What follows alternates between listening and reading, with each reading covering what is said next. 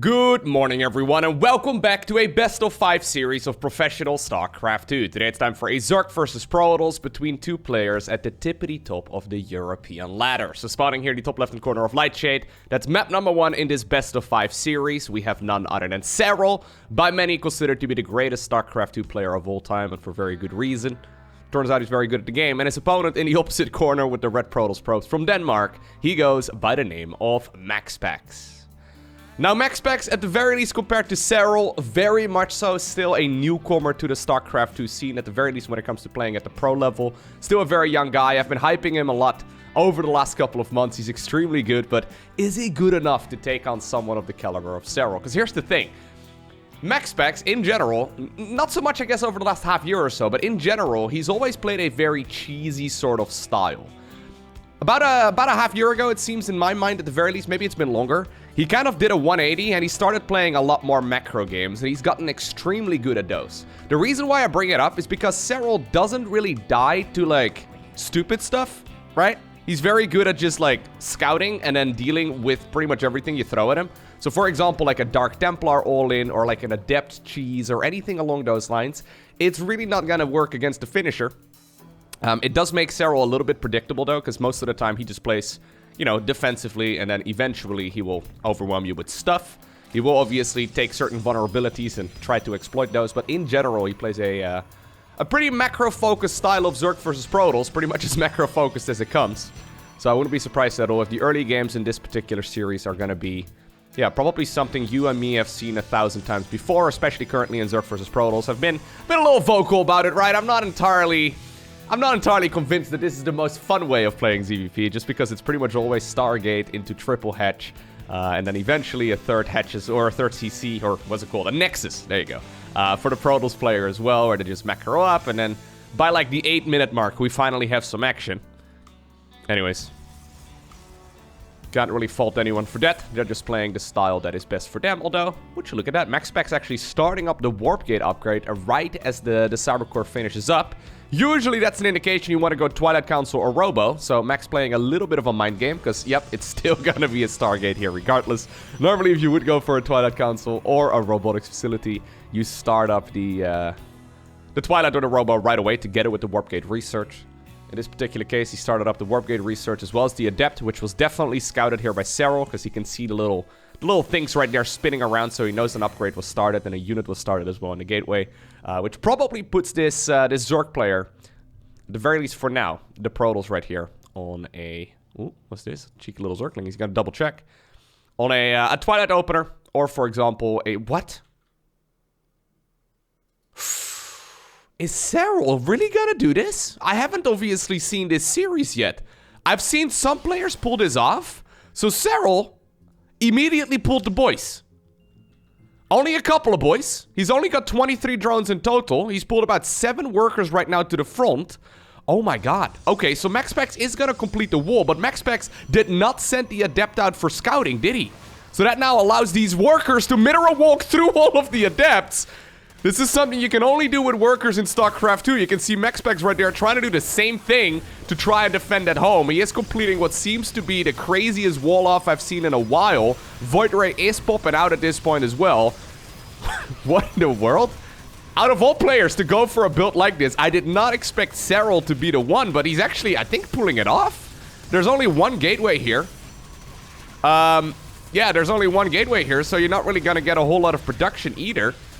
Warp Gates didn't even finish, or maybe he ended up canceling it. I'm not 100% sure.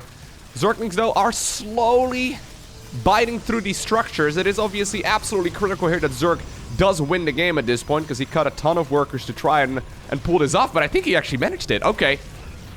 Serral, out of all people, going for a very cheesy game number 1. And you know what? I believe I said it just now, right? He's always very predictable. This is about the opposite of being predictable, right? This is a wild start. So I think the, yeah, I mean, there's just going to be more Zerglings right now, right? I mean, he's droning behind it, so MaxPax can definitely try and play a macro game, you know, as a follow-up, but yeah, it's going to be like 5 probes versus 30-something. Spoiler alert, it's not going to go well. Unless, you know, these 2 oracles all of a sudden magically kill an entire mineral line worth both, like, each. So it's... I'm pretty sure, I'm gonna double check after this game ends, but I'm pretty sure what Serral exploited just now is an Adept not going across the map right after it popped out.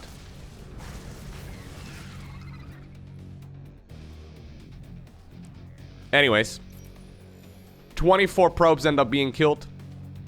At this point, we have 37 workers on the other side of the map right now for Serral. He's going for some spore crawlers. He's adding on, yeah, another queen. He's already got quite a few of those as well. There's really no way, Max. He scouts it right now too, and he sees the saturation over to the third base. He sees that more workers are popping as well. I mean, you can try. But the issue is, right, the cybernetic score is gone as well. He's gonna have to start up a cybercore and then eventually the warp gate upgrade. And then by the time that finishes, he can finally start thinking about actually going for some damage. I mean, obviously, these oracles can fly around and the void ray can maybe, I don't know, get a friend. But in general, I don't really see how this... I mean, you can try. I mean, he's gonna try. Okay, I appreciate you. This is something. Most players would have already GG'd out, but I guess MaxPax is like, you know what?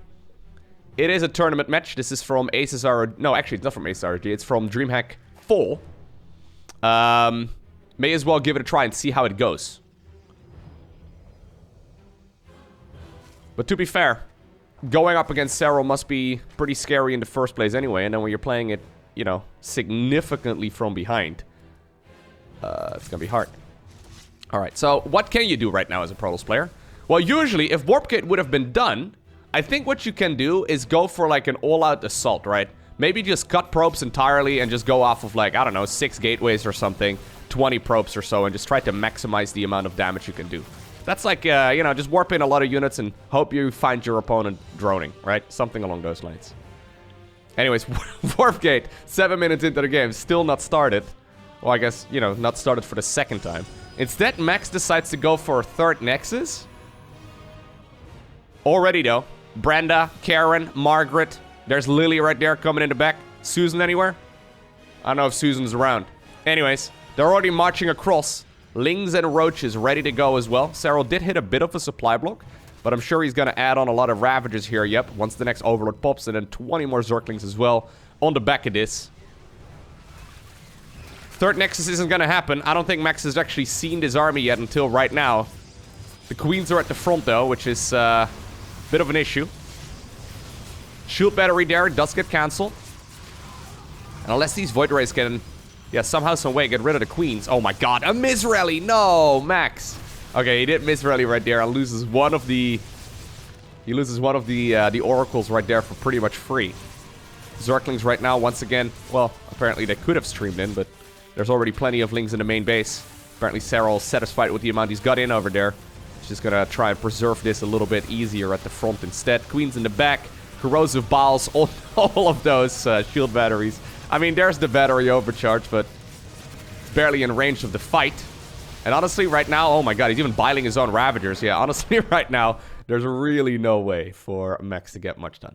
Okay, so we're back at the 2.5 minute mark. This is right around the time that the first Adept pops. I'm pretty sure, yes. He cancels that Shade to try and, I guess, I don't know, defend at home or maybe save up a second Adept. At the very least, he's going to be able to deny that Zergling a little bit easier, but that's the problem right here for MaxPax. Yeah, the margin for error at the pro level, it's extremely small. So Max went across the map and he scouted that it was a hatchery first. As a matter of fact, he blocked the natural expansion from going up, so he knew the timing of Zergling speed. And Zergling speed finishes up like a minute, maybe a minute and a half or so after the very first Adept pops at like 2.5, 240, right? The problem is that MaxPax did not do a follow-up scout. I think he was planning on going for a follow-up scout when the second Adept was out, although he kept those at home for a little while as well. Maybe he was planning on going for some sort of Adept follow-up, or maybe he just wanted to grab a really quick third Nexus.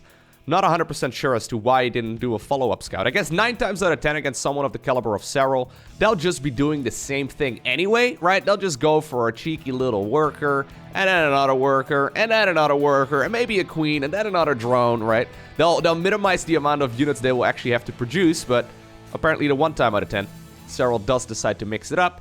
Saw an opportunity with the first Overlord scout. He's like, you know what? If you're staying at home, I'll just make some other units and see how you hold it. Turns out, well, you don't. Anyways, props right there for, or to MaxPax rather, for sticking in that game for a little while longer. One of the things that can be a little bit jarring when you first start watching professional StarCraft 2, at the very least, I found this quite jarring myself, is how quickly some of the pro players leave games, right? I was like, wait, you still have like 3 bases fully mined out. I mean, what do you... You know, you still have a chance, right? You still got a bunch of workers. I mean, what if your opponent disconnects or makes a mistake, right? Usually those aren't particularly good odds, especially, you know, at the highest level when the game is very well figured out. If you're already, if you're already like 50% behind, there's a very, very, very small chance that you actually win. I mean, yeah, there's something to be said as well for taking the 1% chance, just because there's always a chance that you can win, but yeah, especially in a best-of-5 series like this, when you already have to play for maybe like another hour or so, it can be quite taxing, not just physically, but also mentally if you decide to stick in the game for a long time. Because basically for the majority of that, I'm pretty sure MaxPax was thinking, oh my god, I suck. This is bad. I shouldn't have done that. Oh my god, why did that happen? Ugh. You gotta kind of like put yourself, you know, beyond that, right? You gotta just think of it as like, okay, well, 9 times out of 10 at this point, or maybe 99 out of 100 times I'm gonna lose. But I'll just try and put all of my eggs in one basket just on the off chance I can still make it happen, right? Like, that's a better mindset to have, but at least personally, I know very well that it's easy to kind of get stuck in your own head in those kind of situations. Either way, once again, on Oxide Ellie, game number 2, we've got ourselves a Stargate opener. Would you look at that? Adept? Going? Really? Really? Alright. Serral's looking at this right now as well. He's like, you know what?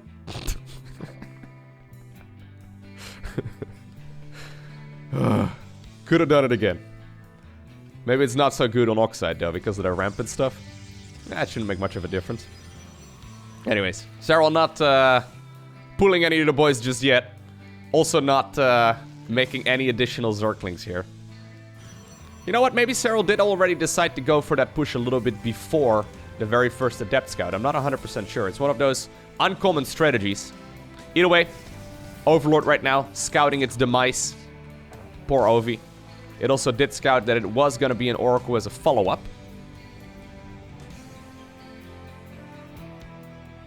Overlord is going to escort a little worker together with the Adept from earlier. Really would love to see this one going across the map. To be fair though, even though MaxPax didn't scout that until like the last possible moment, he still almost had that health, right? So maybe that's the reason why in this game he's like, you know what? Yeah, really not too concerned. My SimCity may not have been perfect, but my god, this Zergling Scout that's kind of beautiful, isn't it? Serral's like, okay, Stargate's right over there. Let me draw a diagonal line, the trajectory that Oracle is going to take when it comes out. It's probably rally towards either my natural or my third base. I need to patrol a Zergling right here. Still loses 2 workers. That Zergling was beautiful. The defense at home, not so much. Alright. So, +1 flyer attacks coming up right here from MaxPax. That's something. Always nice. Love the usage right there, by the way, of Revelation. So this is one of the changes they made in the most recent Blizzard balance patch for the game. So this is like, I don't know, more than a year ago at this point. 20th of August, as a matter of fact. There you go. It's been a long time since we've last had a balance update, man. Blizzard, please. They, actually may have been the patch before that. Anyways, they basically made it so that Revelation is quite a bit cheaper to cast, which is that detection spell that the Oracle has, but it lasts half as long. So basically the cost of it is half as, well, it costs half as much, and then, yeah, it lasts half as long as well. Which is quite sweet if you want to clear out some of that creep. A couple of Zerglings going across. Not really that many defensive units over here, and actually, that's sloppy. Adept sleeping on the job. You were supposed to be right there.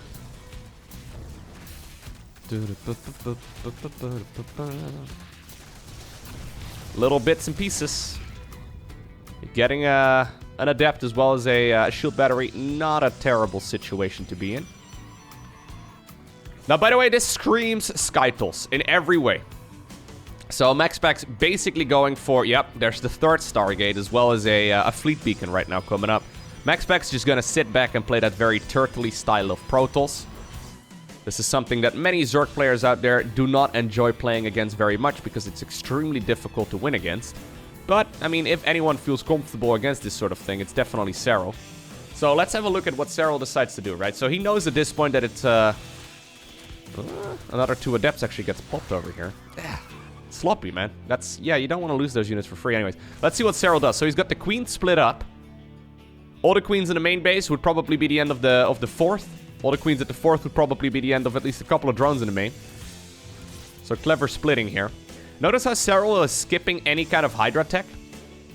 This seems to be very common these days. So Hydralisks, seems like the pro players have decided that Hydras kind of suck. Except for Dark. Dark still seems to be going for Hydras all the time. Anyways, Serral just basically making Queens here and adding on a Spire. So I think he's using the Queens as like a stepping stone to eventually get Corruptors out. So we're going +1 melee. Infestation Pit is already done. No Hive just yet.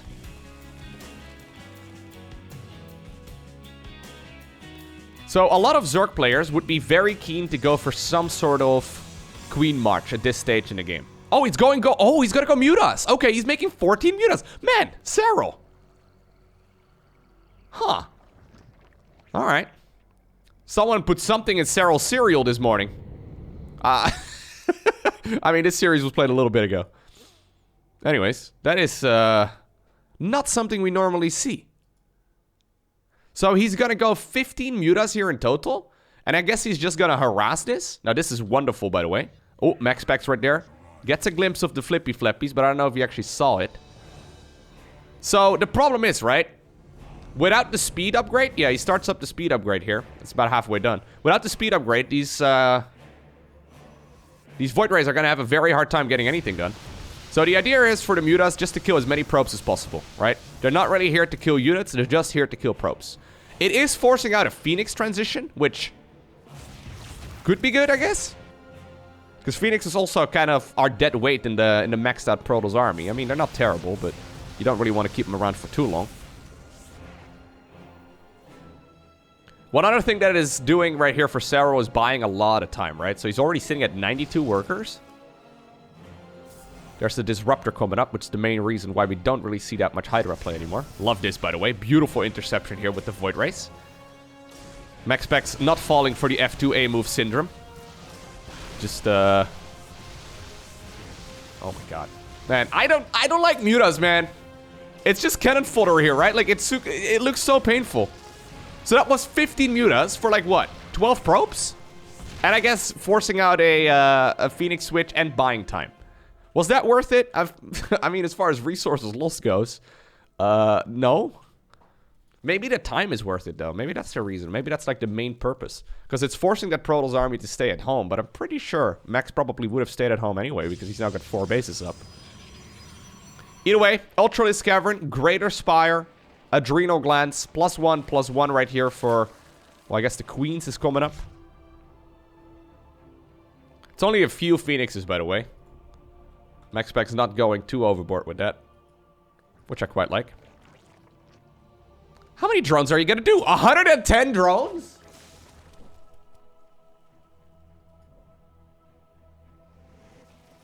So, this is gonna be a Spore Crawler forest, by the way. Like, there's gonna be Spore Crawler forest everywhere. There's a couple of roaches out, by the way, right now. They're mostly just, once again, a stepping stone towards better units later on.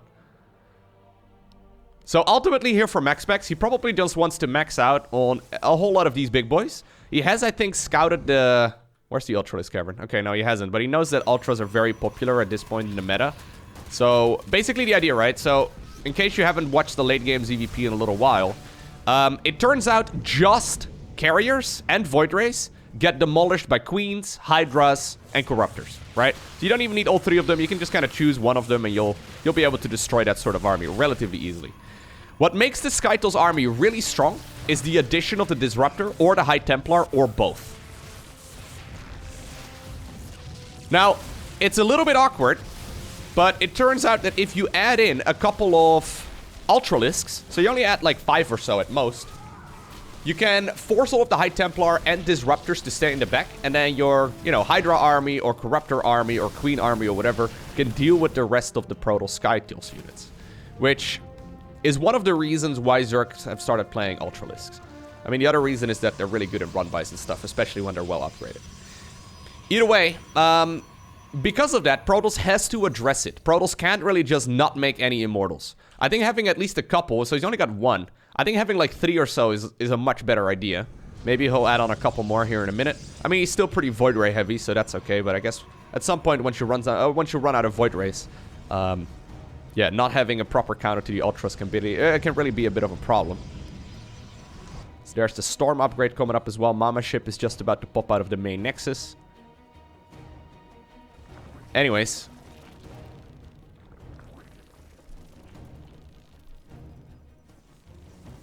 Is this the abduction squad? I think it is. Yoink. So what's the Zerg army gonna be like? Corruptor, Viper, together with Overseers in one control group. The advantage of having all of these units together is that it looks very, very messy, right? So High Templar have a spell called Feedback that allows them to, for example, feedback, which you could see just now, the Vipers. Turns out if you put all of the Overseers on the same control group as well, there's always a chance that they accidentally target one of the Overseers rather than one of the Vipers. Plus, obviously, Overseers are detectors, which is very helpful. Secondly, there's the Queens and then all of the Spore Crawlers. So as much as I'm not a fan of this playstyle, it is very good. Basically what Serral's doing right now is he's making it impossible for these carriers to properly move across the map, because everywhere they go, they're going to be met with spores. And obviously carriers, they have interceptor ships. And those interceptors get picked off pretty easily with the Spore Crawlers, right? So yeah, there's a bunch of spores everywhere. Obviously spores are also detectors. So cheeky little Dark Templar that are trying to go around the back also would not work out so well. Alright. So I've seen this exact game dozens of times. And pretty much every single time, it's a Protoss win. I have played this exact game hundreds of times. And every single time. I mean, that's because I'm not very good at late game Zerg versus Protoss. But every single time, it's a Protoss win. Love playing this, by the way, from the Protoss' perspective. It's really nice. Alright, that's a huge abduction. Minus 400 right there. Mama Ship goes down. So the problem is, right? When I play this sort of style, and I'm playing this from the Zerg's perspective, is that you need a lot of control groups in order to pull this up properly, or pull this off properly. It's very difficult to, like, micro correctly. Yeah, so this is where it gets really hard. So another spellcaster is going to be added into the mix. Serral is going to go for a couple of infestors, which obviously make this army better. Because, you know, fungal growth, really, really good. Neural parasite, really, really good. What's it called? Microbial shroud even, also really, really good. It's just extremely difficult to micro because you need like 6 hotkey groups in order to, like, I don't know. I don't know how they hotkey it, man. It's very tricky. So the brutes are all on a hotkey, I think, together with the queens. These are all on one hotkey group as well. He's probably got hotkeys here as well on the Spore Crawlers, although he doesn't really necessarily need it. Then the Lings and the Banes are over here on the hotkey too. Either that or he's just not hotkeying those at all because they're mostly just, like, suiciding in. And I guess the Infestors are going to be on a separate hotkey group too. Likewise, by the way, for Protoss, very tricky unit composition to control properly. There's a lot of people that are like, F2 A move, all army hotkey attack move. So, I know I've mentioned this before, nice abduction over here, but if you want to do this army composition well, you really, really, really have to try and split it up. Mama Ship has to go on a separate hotkey. High Templar have to go on a separate hotkey. Disruptors have to go on a separate hotkey. These units can kind of all be on one. Oracles will have to be on a separate hotkey. Tempest may also have to be on a separate one too. Or, you know, hotkeyed multiple times. You can obviously also, like, double-click or control-click any of the units that are on the screen to, like, maneuver them around. But what I'm trying to get at is that this is a very technical unit composition. And, yeah, in general... And there's maybe some Zerg bias, so take that for what it's worth. I mostly play Zerg myself. The margin for error for Zerg is a little bit smaller. So one little mess up for Zerg Can be a disaster. Same for Protoss, obviously. But to a lesser extent. I mean, I've played this composition a gajillion times myself as well as Protoss, and it feels fantastic. You feel invincible. Maybe not so much against Serral, though. Like, MaxPax is looking around right now. He's looking for opportunities, but everywhere he goes, there's just Spore Crawler after Spore Crawler after Spore Crawler, right? How many spores are there? 53 Spore Crawlers. Yeah, that explains the 110 workers earlier.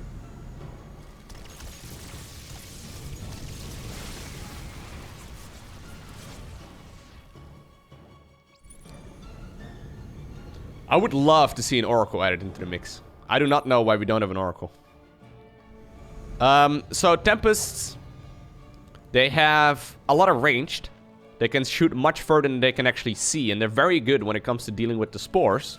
However, you need to have some sort of vision, right? So, obviously you can provide vision with the rest of your army, but a revelation right here on this army. And then, you know, the Tempest in from a distance. Not bad. Okay. High Templar right there, feedbacking the queens. I kind of like it.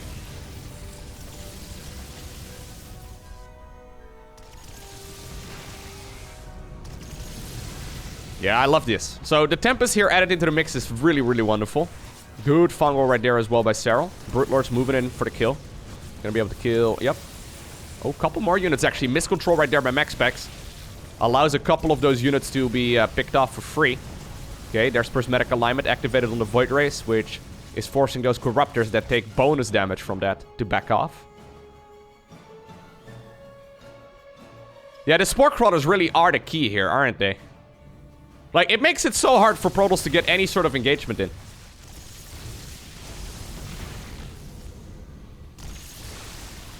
Okay, queens transfusing each other. So basically, right, the main army right here for Serral are all 3 spellcasters. So Zerg has 3 spellcasters. The queens, the vipers, and of course the infestors. Then there's some Broodlords here to keep that, like, Archon army at bay, and then the Corruptors to pick off whatever is abducted, and then some Links and Banes for run-bys, but the majority of the damage here is coming out of the Spellcasters.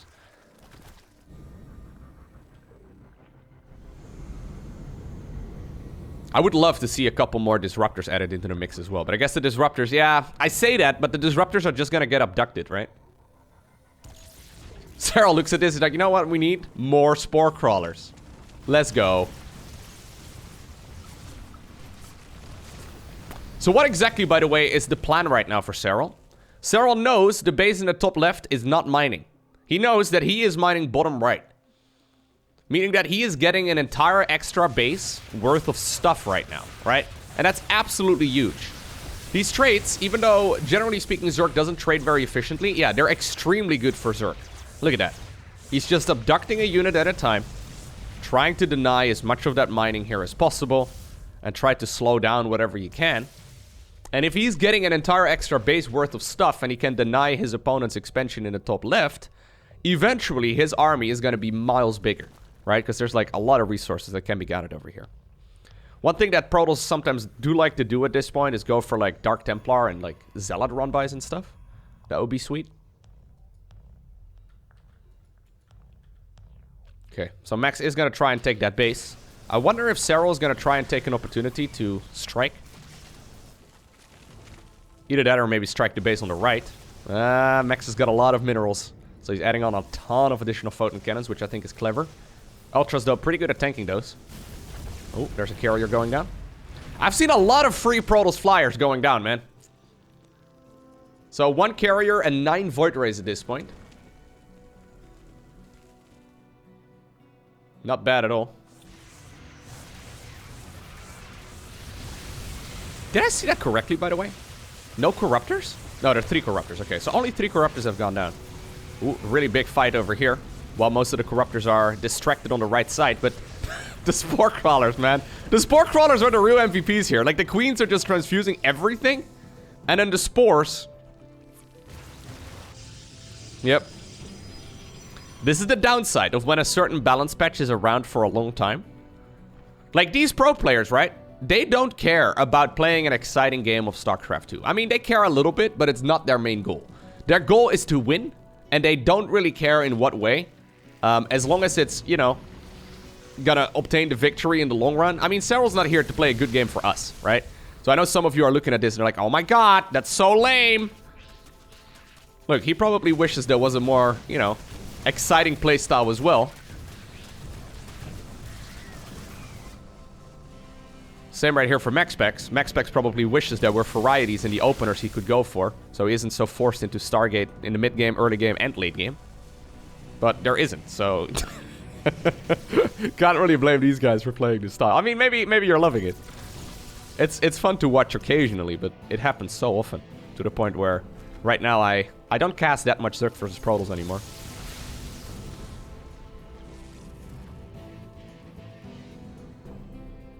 Just because we're waiting until the bases are mined out.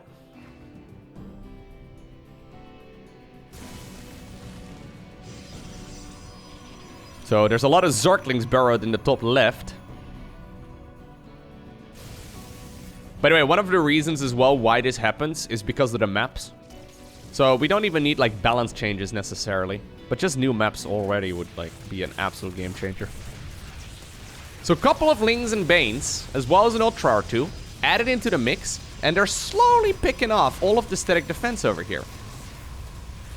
Serral mixes look very easy. I'm pretty sure he's at a very significant advantage right now.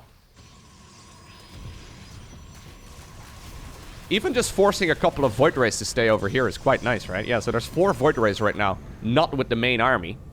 Whereas for Zerg, he's only occupying a tiny bit of supply in a couple of Zerglings that are burrowed here and there.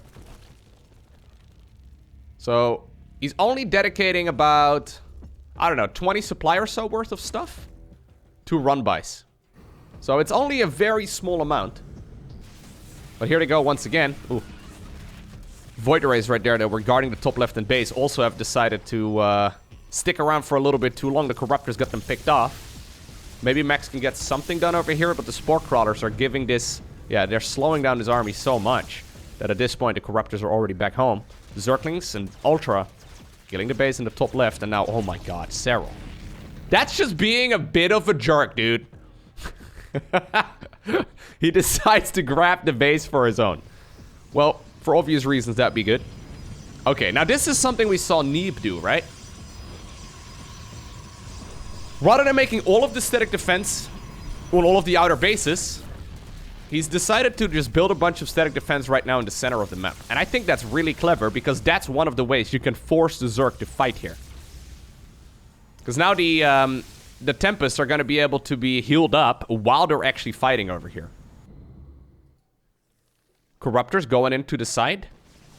I guess they're going to try and see if they can pick off these these Void Rays. They could even try and puke on the Nexus, to be honest. Not even a terrible idea. But I'm pretty sure he'd rather keep those at home. Okay, base in the top left-hand corner, not going to happen, but obviously Serral knows that that is not likely to happen. 2 Zerglings here are killing like a dozen workers.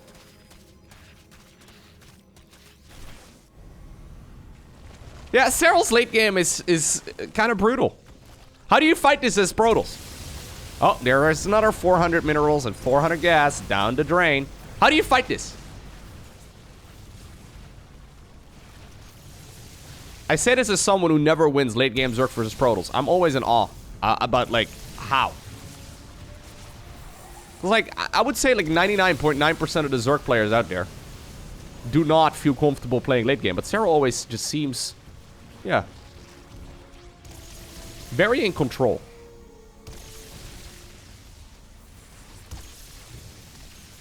Well, still have to be very careful here, though. That Protoss army is lethal. What are the upgrades at, by the way? We missed 1 shields upgrade, which is kind of bad. Not the end of the world, but definitely something easily forgotten. Another mothership is coming in. More Void Rays are being added into the mix. Fungal growth right there on the interceptors, too.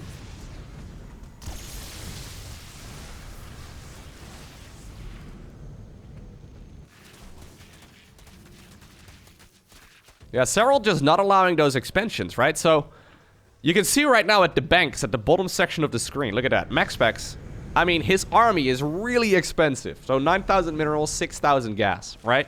He is not even remotely capable of remaking his army, and Serral can just remax. Plus, all of these traits on top of the interceptors are extremely good for Zerg. Or sorry, all of these trades on top of the Spore Crawlers when they kill the Interceptors. Very, very good for Zerg. We haven't really seen that many Oracles in the mix. I would love to see more of like a Tempest Oracle hit squad. I mean, easier said than done, obviously, but oh my god, Serral. That's so mean, dude. Yeah, so the Corruptor squad is just moving around. Okay, that was really good though for Max. Getting all of those Vipers to be shut down for at least a little while. Maybe he can capitalize on this right now. Okay, Queen's wandering a little bit too far forward. Okay, he is starting to bite through this forest right now, and that's really nice. Feedbacks. A couple of High Templars, though, do get picked off right there. The Brutes helping out together with the Queens. There's not that much anti-air here in the big picture, right? There's only 18 Corruptors. And here all of a sudden is that Interceptor ball that takes control of the world. Just starts taking care of everything. Mama Ship here added into the mix as well. Ultras have come home. Base in the top left right now, by the way. The golden base. I mean, it's not technically gold, I suppose, but it's the most important one here for sure. What was supposed to be one of the Protoss' expos is now one of the Zergs. MaxPax forced to put all of his eggs in one basket, but it's a pretty heavy basket. It's one hell of a basket he's got over here. Okay, that's just, like, why? That's so sloppy. A little bit of miscontrol, I get it, but shouldn't happen. Stasis wards over here too. Like, I mean, like the Observer rather just get killed for free. Okay, a couple of free abductions once again. Tempest a little bit too far forward. Serral was thinking about abducting that one too. Ultras, they do not care about that stuff. A couple of Brutes split off from the rest of the pack. Serral does lose the bottom right base, but he's taking care of some of the static defense over here. And he knows that his opponent is on a timer. Like, this expansion is going to mine out very quickly. There's no other minerals to be seen anywhere. I mean, honestly, Serral could just make more Spore Crawlers, which is probably the best thing to do when you have 12,000 minerals in the bank. He's got only 21 larvae, by the way, which is actually an issue. Like, he cannot remax this because he doesn't have enough larvae, which is, yeah, another resource, I guess, to keep in mind. Zerglings fighting everywhere. Dark Templar over in the top left-hand corner, not getting anything done. Serral makes late game Zerg versus Protoss look so easy. It's actually wild now. Like, you guys watched more Zerg versus Protoss than just this series, right? Serral makes it look so broken. It's actually wild. I mean, I'm not counting MaxPax out just yet, but like, this should be at least 95% a win for Serral at this point. He's been playing his opponent like a fiddle. Look at that. Even a couple of Corruptors mixed off from the pack. Normally Void Rays counter Corruptors, but apparently not in this game. Okay, Prismatic Alignment activated. Serral backs off. He's just adding on Corruptor after Corruptor after Corruptor right now, knowing that the only thing he really needs to deal with is just this Protoss air army.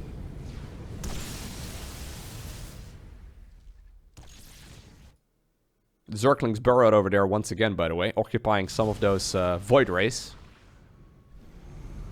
He's adding on drones. I guess he wants some workers in the bottom right, just to mine out those finer minerals.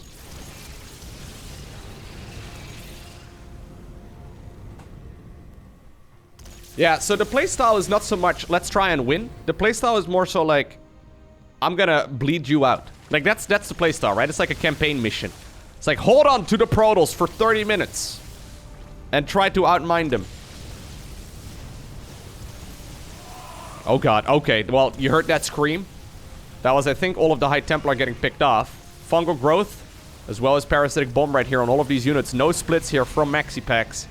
So that does mean that a lot of these units are now being softened up. That being said, it's mostly just the shields that are hurt. So MaxPax could definitely back off. The problem is that by the time he comes back here, this Zerg army is going to be, yeah, remaxed once again. Okay, well, there go the Corruptors. They're ready to target fire down and pop every single one of these Skytools units, one at a time. I mean, beautiful game. Like, absolutely beautiful game here by Serral. Pretty much close to flawless. Serral's like, listen, kid. Everyone's talking about you. Everyone's saying you're the next big thing when it comes to playing with the Protoss units. Let me show you how it's actually done at the highest level. Brutal. Absolutely brutal series so far. That cheese in game number 1. And then the long, drawn-out macro game in game number 2. I'm not sure exactly what you do right now if you're MaxPax, to be honest, because, like, game number 2 is the way he wanted to play it, right? Like, Protoss kind of gets to dictate the pace of the match. So when they transition into that triple Stargate start, I mean, obviously, then they've kind of decided that the game is going to be slowed down quite a bit. I mean, Zerg could go for an all-in. And I think that's probably what MaxPax wants, right? I'm pretty sure that MaxPax wins all of the games against Zerg players that don't feel so comfortable playing a late game because they go for some sort of mid-game push. But Serral's like, nope, I'll just go 110 drones and make a gajillion spores. And, yeah. Then you've got to play him straight up. So MaxPax kind of got to decide the pacing right there of the game. So that game went the way he wanted it to. Not sure exactly what he's going to change up this time around. Jagannatha is a... Oh, God. There's not even a Forge out. He's faking a cannon rush?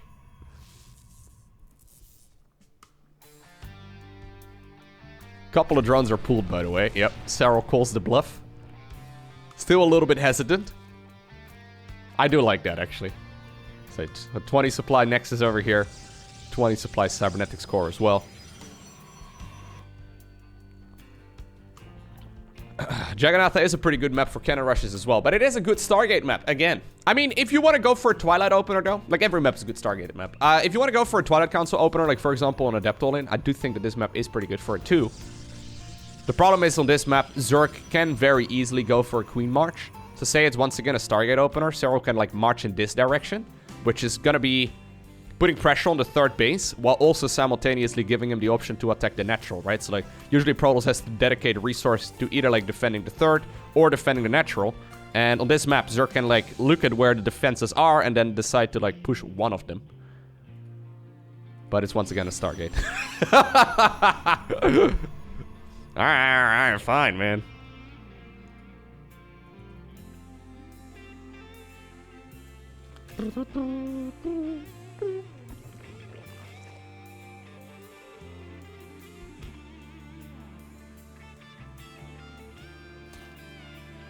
Couple of Zerglings going around the map. Overlord probably will scout its death here in about half a minute. It's a bit sad. But you know what? It's life for the swarm.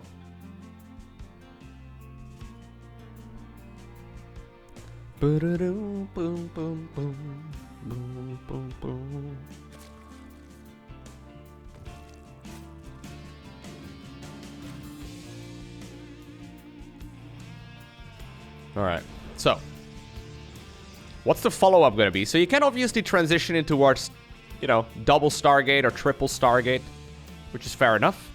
You can also always transition towards a Twilight Council, which I do think is a very strong follow-up. Okay, Void Ray into Oracle once again. Basically identical game so far. Overlord didn't even scout its death. It didn't care. But I'm sure that this Void Ray is once again going to allow the Protoss to move on over together with the Adept. Oh man, okay. Apparently Void Ray is not even going to go across. But either way, it is going to be leveraged into a third Nexus at about 3 minutes and 50 seconds. Little nuke right over here for that Adept to have as little service area as possible, so it can't be surrounded by Zerglings as easily. Spore Crawlers are coming up. Serral, playing what he likes to play. Good old macro.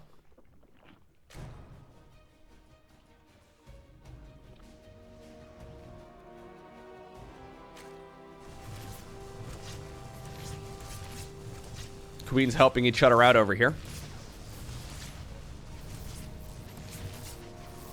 MaxPax right there, hoping that there's no Spore Crawler inside of the main base. There it is again, guys.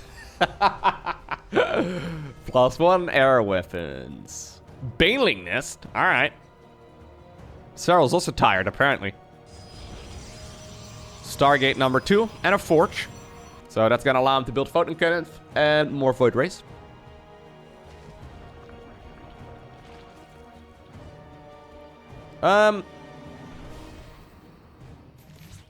Serral has been mixing it up so far. Keep in mind, that game number 2, he ended up going for a huge amount of mutas, right? I mean, I called it pretty much a flawless game, but I forgot about the Mutas situation. The Mutas, yeah, they were pretty bad. I mean, they bought them a lot of times, so maybe it was okay, but wasn't a huge fan of those. I could have sniped that drone. Oh, actually, it was out of energy. Okay. Anyways, Lair comes up. Baneling Nest already done. +1 melee comes up as well for Serral. So there is a Twilight Council on a Robo facility right now as a follow-up. Zerglings probably have scouted the cybernetics core spinning for now, so Serral should know what he's going up against. He's adding on, once again, a whole lot of drones. I don't know if he's going to go up to 110 again, but... yeah, so there is a transition here from Max. That's good. I mean, it's good. Maybe not so much for MaxPax's win rate, but it's good for, you know, variety's sake. Variety for the sake of variety might not be great, but okay. He's gonna go charge right now, +1 melee or +1 ground weapons, and then the Templar Archives too. So this allows him to go for Archon, Immortal, Zealot, that sort of army. So 5 additional gateways are being added on. Immortal comes up as well. Okay. So we do have a transition towards ground. 9 Banelings are morphing in. There's a sentry over here, which is wonderful. A lot of Zerglings over here on the left as well. Queens right now scouted in the main base. Huge revelation. Okay, so Zerglings are trying to see if they can go through the natural expansion at the same time. There is the Baneling army right over here. Oh, jeez. Well. Yeah, you know what? Ring around the rosy right there with the probes. Not so bad. 11 workers in total right there for 9 Banelings and a whole lot of Zerglings. Actually, not the end of the world. Thought for a second that would be GG right there from MaxPax, and while I don't think it's great, now with the Warp Gate actually done, right? He's got to be able to get himself a pretty significant army out. So he stopped producing out of the Stargates altogether. He's got Archons, he's got Immortals. Double Spire starts up. This is a misread from Serral. Serral looks at this and thinks it's a maxed out Skytles army once again. He really needs to see that there is no 4th Nexus. So he's seen the base in the bottom right. He hasn't seen this one over here in a little bit. If he once again drones up here to 90+ workers, he's even getting another base out. He's going to be in a lot of trouble because I'm reading this right now from MaxPax as a complete all-in. He hasn't really added on any additional workers. He's just got a lot of gateways. He's got a prism over here. There's probably an observer somewhere too. Actually, no, but I guess there's Revelation. So there's all of a sudden a massive warp in. Queens, Lings, and Banes. And 87 workers. 87 workers too much. That is a little bit too much. Is there enough right now for the finisher to actually defend against this, like, pretty random timing attack right now from Protoss? But then again, he kind of forced it in himself, right? He did a lot of damage on the other side of the map. The gateway's finished up. There is not even remotely enough for the Zerg player to clean up all of those units. I mean, the Queens at this point are gone. Still a couple of Void Rays remain. Additional Zealots are warped in, and there it is. Bit of a misread right there from Serral. Fair enough. It happens. Next up, we find ourselves on Beckett Industries. Would you mind if I speed up the early game a little bit? This is Beckett Industries, so a 12 pool is definitely an option, but Serral already has decided not to go for that. Hedge first. Gateway on the low ground. 20 Nexus, 20 Cybercore. More than likely anyways. There it is, 20 Cybercore, 20 Nexus. Well, other way around. Hedge gas pool right now from the Zerg player. Second pylon in the main base. That's where we're going to find the tech structure here in a minute. Or in a second. And it's going to be a Stargate! What? No way. It's going to be a Void Ray first as well. It is going to be a Void Ray first.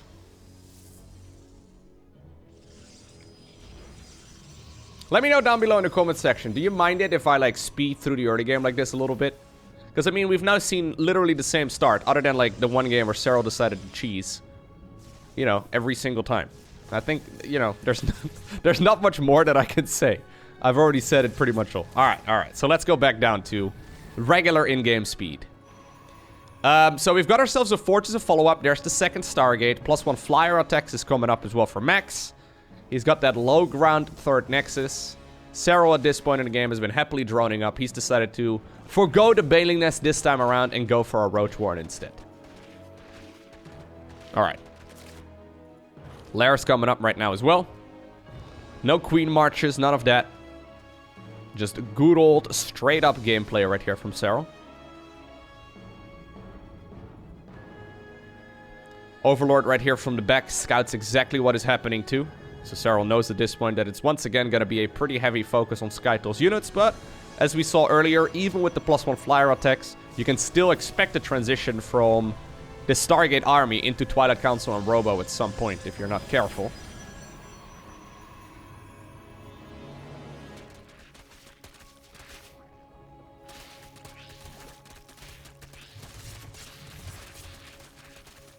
+1 melee once again. 4th hatchery at the 12 o'clock position. Serral has started spreading that creep around the map quite a bit too. He's scouting right now with a bunch of Zerglings here as well, that there is no quick 4th nexus here from the Protoss just yet. Infestation Pit together with a Spire once more. So is he once again going to add on a lot of mutas here? It is kind of interesting. So he's got 8 queens at this point. The only timing for this Spire, I would imagine at the very least, is Mutalisks. There's the Robo Bay, by the way. So that's going to unlock that ability to make either Colossi, but more than likely Disruptors. Twilight Council as well. Not only, obviously, do you get the charge upgrade from that, which is fantastic, but it also allows you to transition towards the Templar Archives, the Dark Shrine, that sort of stuff.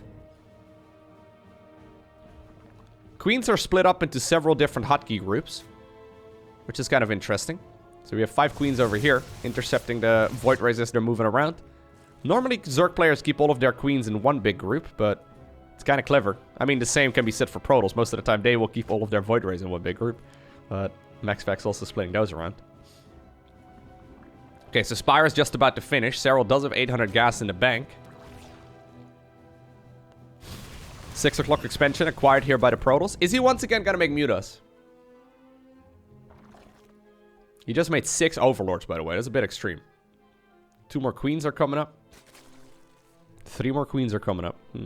Okay. Roach Queen for now. He canceled something. I don't know what he canceled.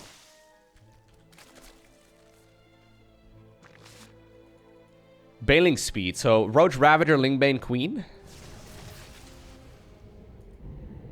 Void Ray Disruptor so far together with charge slots. Double Robo facility this time around, so he's going to be able to pump out those units nice and quick. Spire's already done, though. Or sorry, Hive is already done. So you can morph it into a greater Spire. Okay, yeah, that's the plan. Morph it into a greater Spire. Together with Viper support. Roach Ravager. Okay.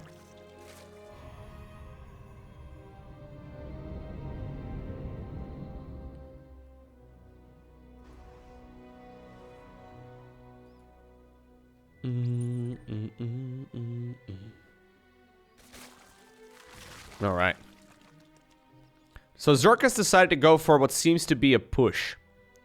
The problem is he's gonna walk straight into a Protoss army that has got 2 Disruptors already, and 4, you know, very soon.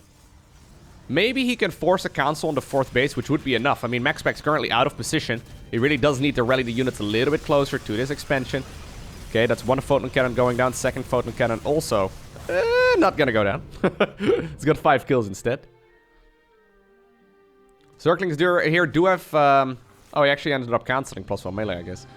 He's got to start up +1 melee here, but Adrenal Glands is also coming up. So Serral is once again setting himself up for a game that we saw earlier on Oxide. He still has a lot of Roaches and Ravagers. Okay, there's the Disruptor. Splits right there by Serral.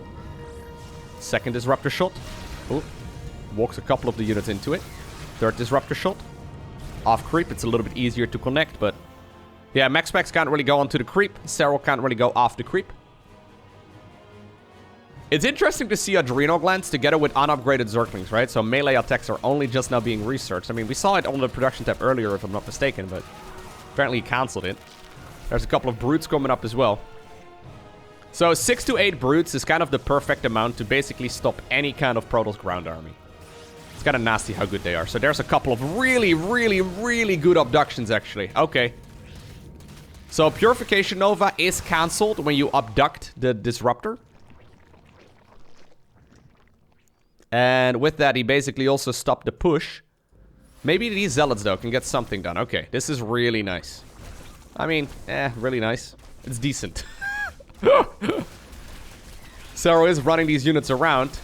Giving time right now for the Lings and Banes to run on over in this. Oh my god. You just bowled a strike right there with the Banes. Alright. Well, it was really good right there for the Zerg player. Even though I thought it was going to be... oh god. Pay attention, Max. Maxi. Disruptors, or rather Ravagers. Okay, he does see it. Yeah, so normally that 1-2 punch, right, with the... what just happened over here? Huh? So while he's dealing with the Zealots up north... oh, no! That's the worst feeling! Oh, okay. Well... Serral, using the consume skill right there of the Viper to try and get some additional energy on those, accidentally eats up his own hatchery. Serral's like, you know what? I've been playing a series that was a little bit too good. Let me... I mean, a couple mistakes here and there, right? Obviously, but... game number 3 so far was mostly just a misread. He thought it was once again going to be full-on, you know, macro Skytles. And other than that Muta transition, it's been a really good series for him. That was a bit of a mistake, though. It is a weird moment in the game where there's still a lot of Roaches and Ravagers out. They soak up a lot of supply. Here come the Brute Lords together with the Queens and Spore Crawlers. This time around, they're slow pushing off creep. At the same time, Zerg is also trying to get some work done over here. Kiting right here against a couple of these Archons. If the Roaches are forcing those Void Rays to stay over there, yeah, I was going to say, the Brute Lords can continuously advance. Archons, though, chasing a little bit too far. Immediately upon seeing the Void Rays, Serral turns back around. Very fast play here by the both of them.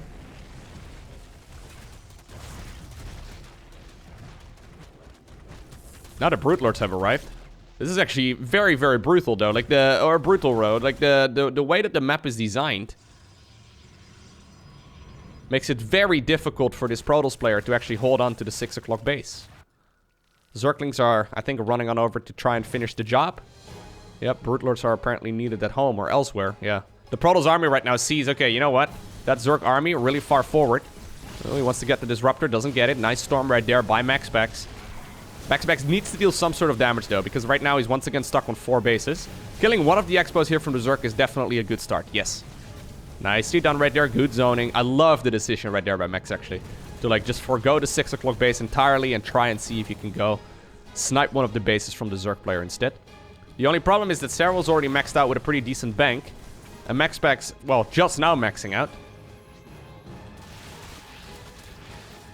Decides to recall. Oh, Banelings! Ooh. He doesn't have that much of a bank is what I'm trying to get at. Did he just save the one worker? Well, or the one Baneling, rather. It's not gonna happen. Carriers are coming up. +3 ground weapons also happening. The mothership, once again, chrono boosted.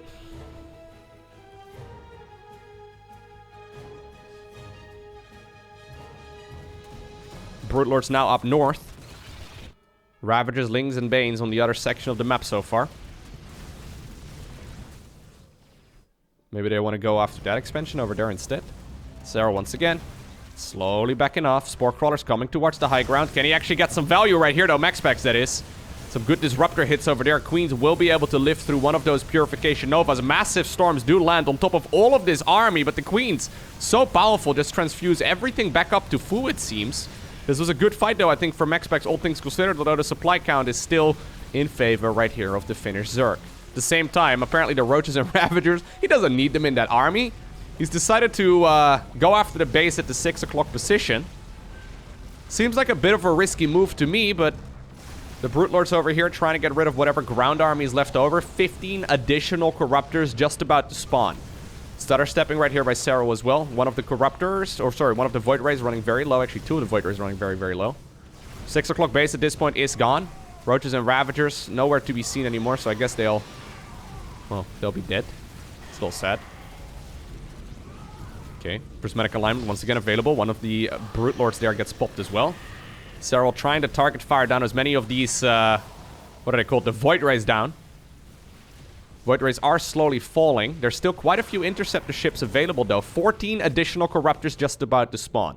Actually, the Roaches and Ravagers apparently got rid of another base, making this a complete all-in right now for MaxPax. The fact that Serral made the decision to keep all of those units on the other side of the map is kind of wild, isn't it? He's like, yep, I'm kind of dying at home, but let me go in for the counterattack instead. I mean, it evidently is the best defense. One of the Void Rays right there gets misrallied straight into the Corruptors. I think it is the best decision. It's just such a difficult. What? Is that 3 Void Rays misrallied? 3 Void Rays getting misrallied over here. Okay, that's 2 more going down here too. Recall will finish and at least the carriers live, but that was like 4 or 5 at least that could have been saved.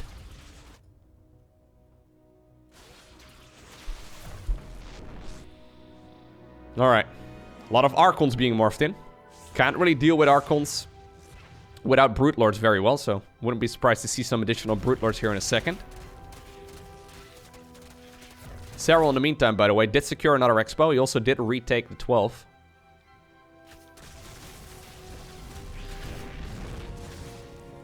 Yep, there's more Brutes. 7 Spore Crawlers also coming up.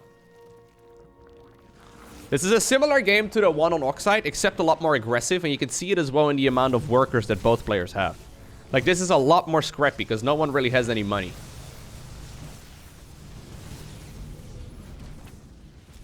Get him, Zachary. You got it, dude. Kill it dead. So there's gonna be about 8 Brute Lords here again. So 8 Brute Lords, like I said, it's really good to... Like, that seems to be the golden number. You can really use it to keep those Archons at bay. So the Archons, they deal splash damage. Abduction. Yep. Archons deal splash damage to units in a small area. So if the Corruptors fly over the Archons, they absolutely get decimated. Once again, Lynx and Roaches and Ravagers down south, by the way. No Ultras this time around, but basically the same type of game.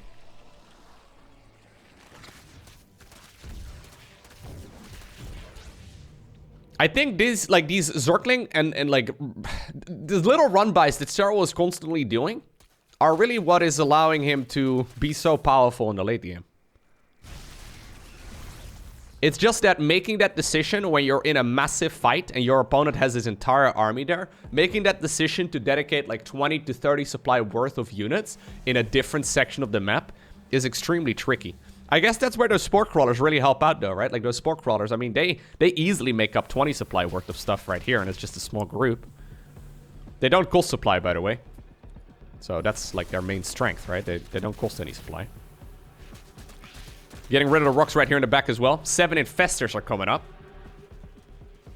Yeah, they do have the Pathogen Glands upgrade, so that's something. They also do have the Neural Parasite research done, meaning that they can temporarily take control of any of those big Protoss units if they want to. You could even take control of one of the High Templar and then storm or feed back the other High Templar. It's difficult, but it's doable. Zealots right now making use of that door that Serral has just opened up for him. That hatchery is not gonna live. Serral doesn't have much money though. He does have more supply, but yeah, he's losing a lot of that income. 6 o'clock base being reacquired right now by Max. Zealots over here will not live to tell the tale, but hatchery over here is also going to be remade.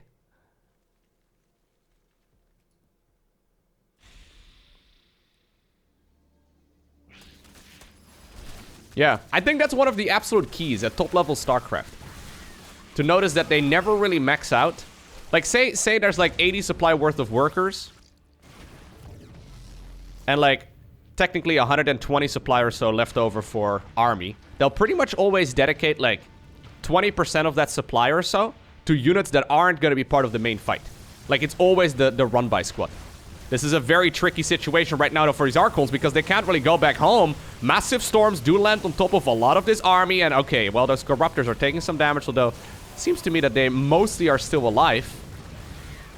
No fungals anymore available in his army, I don't think, but all of the Protoss air units are being picked off one at a time. No ground units really remain. The Brood Lords kind of just flying to their deaths. Serral has way more stuff right now than MaxPax, and with that, he does obtain the victory. Very impressive series right there by the finisher. GG.